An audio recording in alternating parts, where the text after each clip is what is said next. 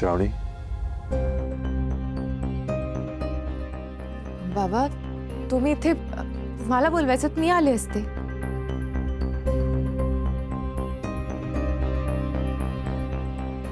काय बाबा हे? शुभूपासून सुटका मिळवून देणारे पेपर्स आहेत हे.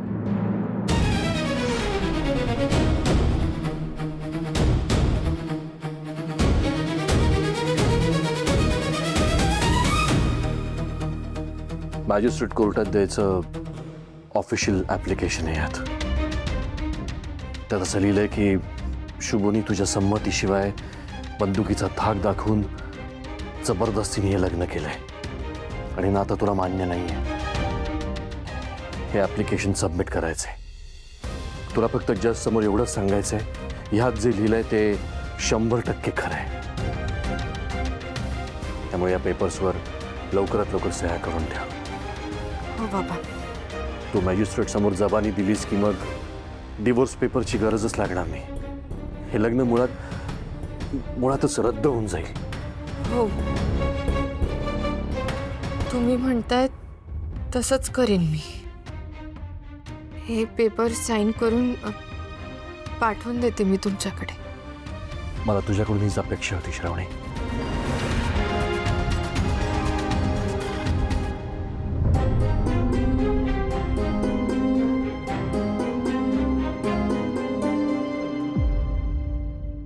असं नाही ना साहेब.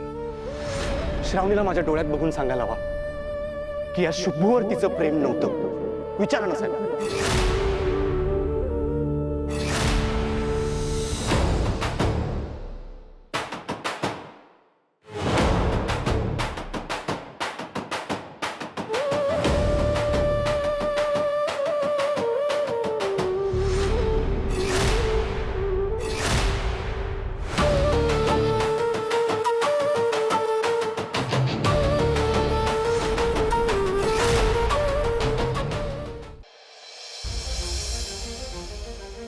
देवा हे काय होतंय माझ्यासोबत?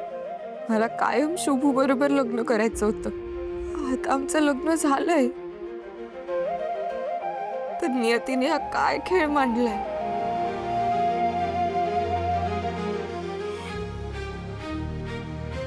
माझं आणि शुभूचं लग्न फक्त एवढ्याच वेळासाठी असेल असं मला कधीच वाटलं नव्हतं.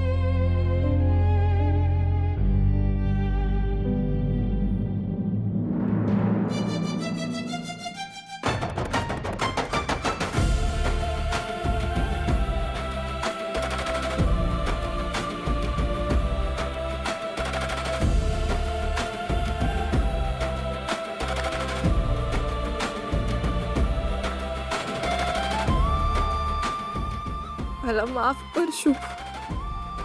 माझ्याकडे दुसरा कुठलाही पर्याय नाहीये. माझ्या बाबांसाठी मला एक करावंच लागेल.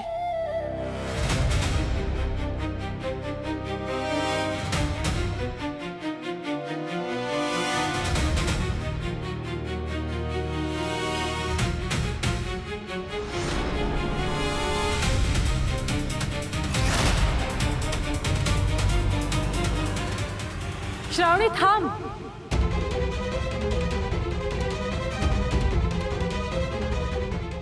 काय झालं? तू का थांबवलंस मला? तू खरंच या पेपर्सवरती साईन करणार आहेस? तुझी खरंच मनापासून इच्छा आहे का साईन करण्याची? मोक्षा, मी आता माझ्या मनाचा विचार नाही करू शकत. बाबांना हेच हवंय आणि मी त्यांच्यासाठी काहीही करायला तयार आहे. श्रावणी तू प्लीज या पेपर्सवरती साईन नको करूस. हवं तर मी हात जोडते. फक्त एक दिवस तू या पेपर्सवरती साईन करण्यासाठी एक दिवस देशील का प्लीज? मोक्षा, एक दिवसाने असं काय होणार आहे? श्रावणी अगं, शुभूने जे काय केलं त्याच्यामागे काहीतरी विचार असणार आहे, काहीतरी कारण असणार आहे. तुम्ही सगळे मिळून त्याला गुन्हेगार ठरवून जी शिक्षा द्यायला निघालात ना, ते चुकीचं आहे. पण मला कळतच नाही, एक दिवस थांबून असं काय होणार आहे? मला नाण्याची दुसरी बाजू समजून घेण्याची फक्त एक संधी हवी. श्रावणी अगं, शुभूने स्वतःचा जीव धोक्यात घालून हे सगळं का केलं ह्याचं कारण शोधायचंय मला. फक्त एक दिवस दे, एक दिवस. प्लीज माझ्यासाठी. ठीक आहे.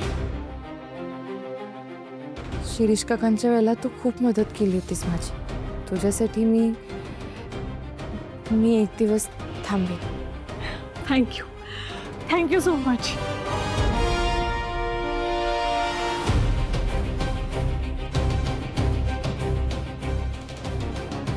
शुभूने जे केलं त्यामागचं पूर्ण सत्य मला जाणून घ्यावंच लागेल. शुभूबद्दलचा गैरसमज दूर करून त्याला न्याय मिळवून दिल्याशिवाय आता मी गप्प बसणार नाही.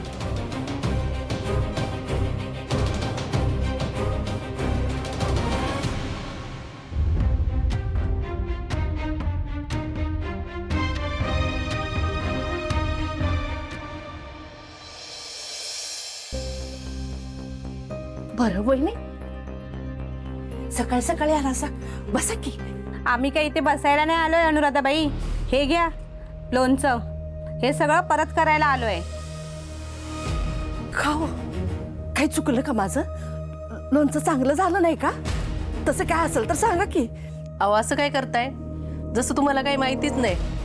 कसं साळस उत्पन्नाचं सोंग आणताय? एक मिनिट,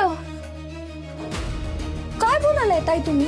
अहो, ज्या घरातली मुलगी लग्नाच्या आधीच गरोदर राहते त्या घरातलं लोणचं काय पाण्याचा थेंबही नकोय आम्हाला.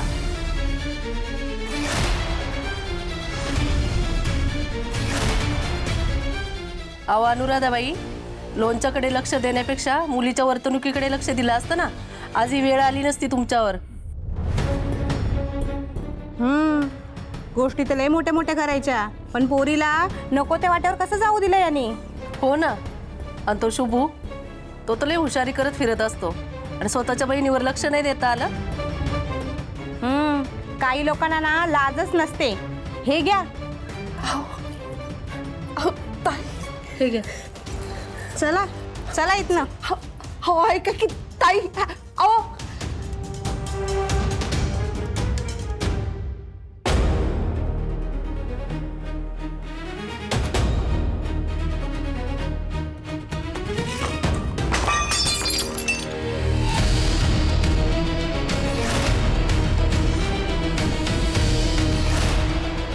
अगं काय करायलीस तू?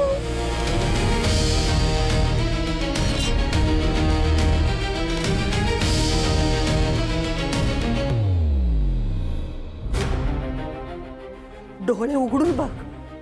बघ डोळे उघडून तुझ्या कर्माची फळं. तुझा काना मना अख्ख्या गल्लीत पसरलाय.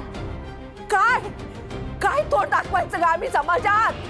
काय तुझ्या एका चुकीमुळे ना समजा जगात आमची छीत व्हायला लागलीये. त्यापेक्षा तू मरून का जात नाही? तू मरून का जात नाही? मरून का जात नाही? काय कर आहे? एकदाची कटकट पिटली ना, रोजच्या मरणापासून आम्ही वाचू.